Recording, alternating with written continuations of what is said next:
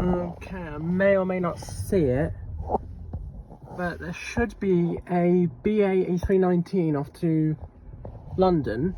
However, it'll be in the BEA Retro livery, so it'll be in the BEA livery.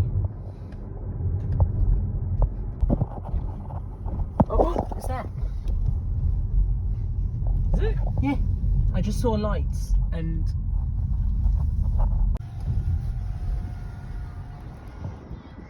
There it is.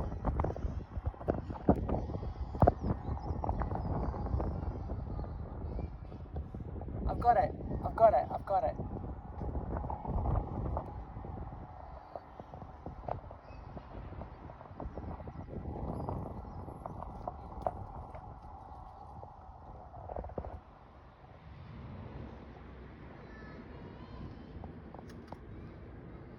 I'll have to do some editing on that, on this one.